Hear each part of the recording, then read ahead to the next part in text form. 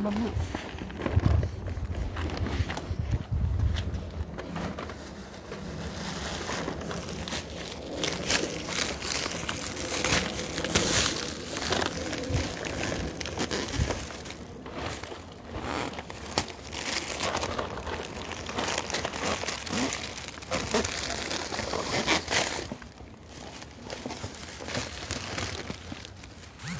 Thanks be to God. Galing ng Lord. Grabe, amazing grace. Nawala na yung araw, pero hindi na umuulan. Diba? Sabi ni Mama, just, sabi ni Mama, tsaka pauulanin pag uuwi na kami. Pero kanina talagang hopeless ako kasi talagang it rained hard a while ago, but then yung gloomy weather kanina maliwanag na ngayon. Ganun talaga ang Lord.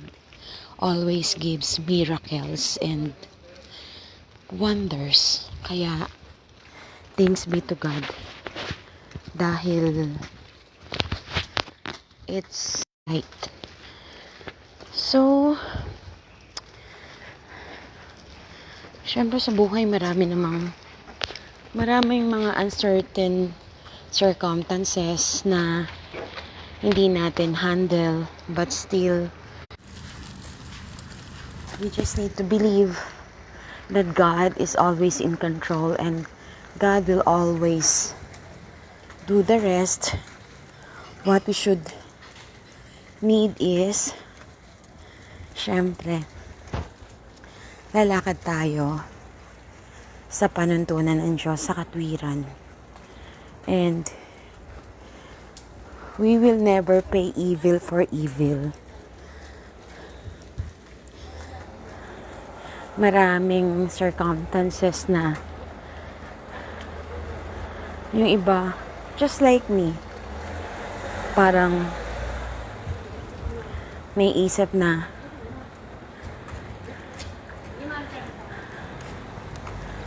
yung iba hindi naman talaga worthy na tunguhan ng maayos, to be kind, to be gentle. But then,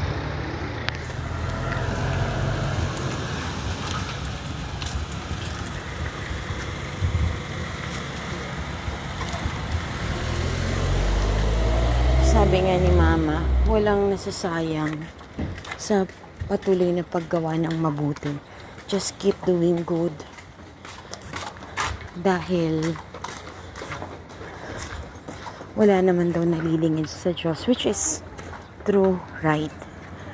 And wala na siguro akong magagawa pa for those na I love you, Bot. We love you. Happy Father's Day.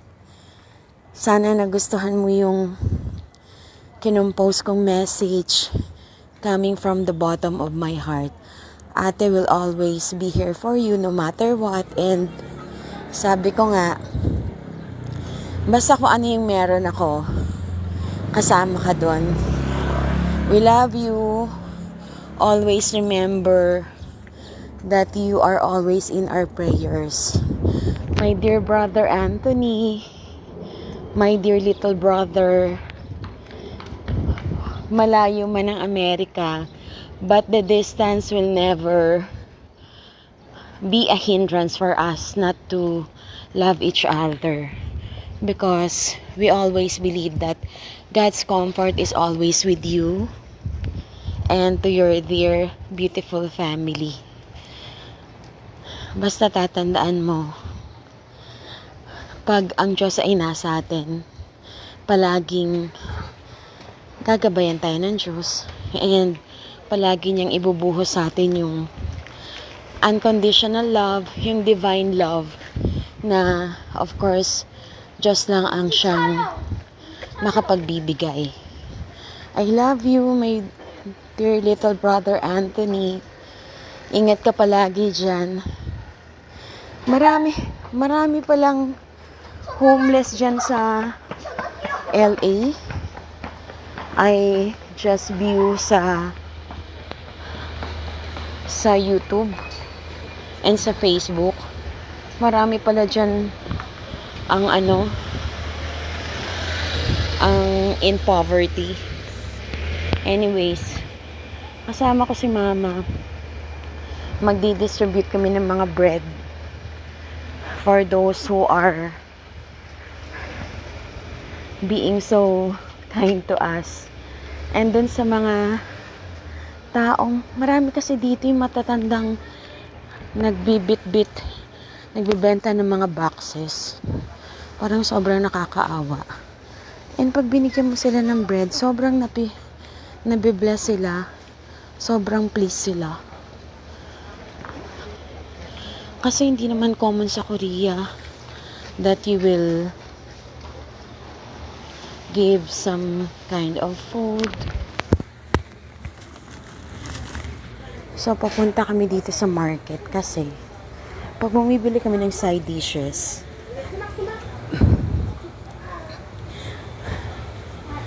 palagi kaming nabibigyan ng discount, which is not common. So, I just wanted to pay back the good deeds.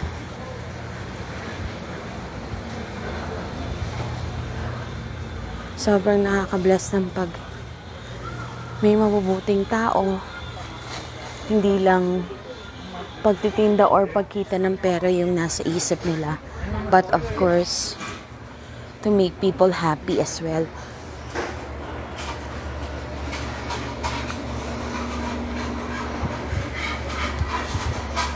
Daming tumitingin kay mama. Siguro iniisip nila, mama looks so healthy. Bakit kaya naka-wheelchair?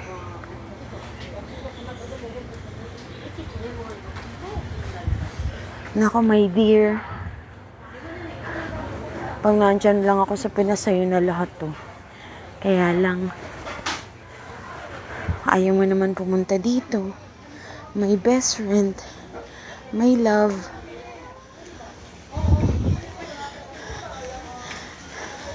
Meron ditong mababait na tindera sa amin eh.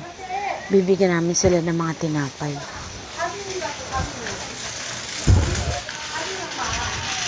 I-ready ko muna. Para pagdating doon, ready na.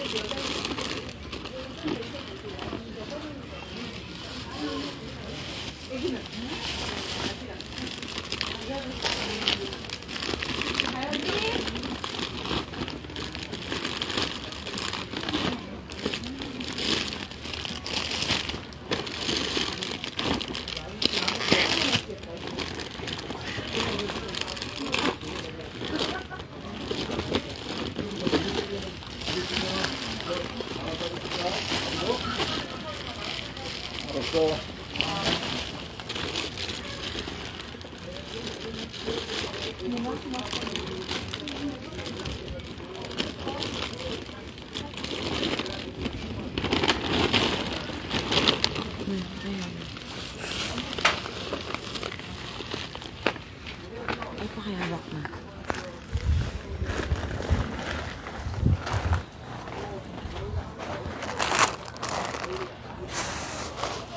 Thanks, my dear. You as well. You have a beautiful heart. So beautiful. Sobrang mababait yan sila. Tapos masaya pa sila pag nakakapagbigay ng discount. Hindi kaya common yan.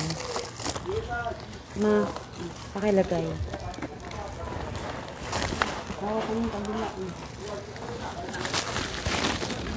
It's not common.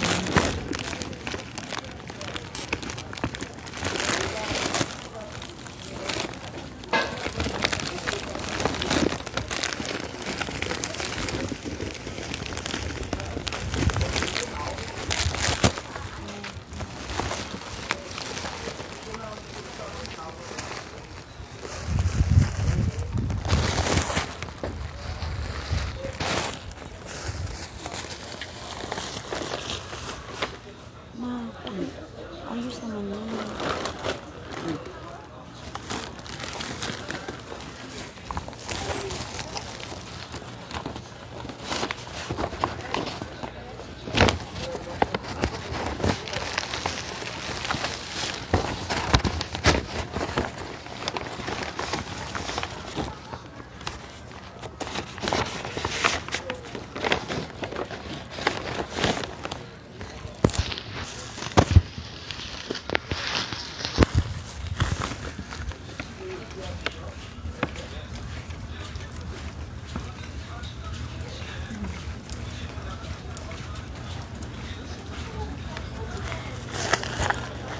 Dito kami bumibili ng mga side dishes. Kumakain siguro sila. 안녕하세요. 잠깐만요. 아니, 다른 언니. 저기 언니.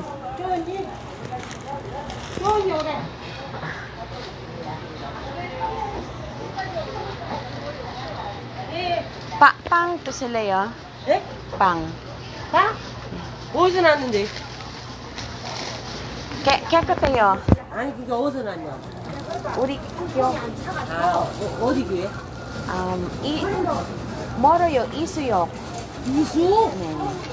아유 여기 9만원 어떡한데요? 그냥 아유 잘 먹을게요. 감사합니다. 네, you're welcome.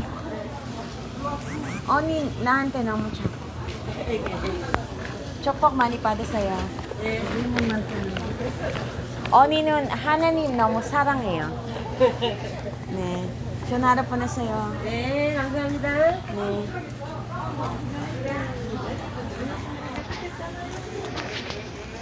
Thank God, mission accomplished.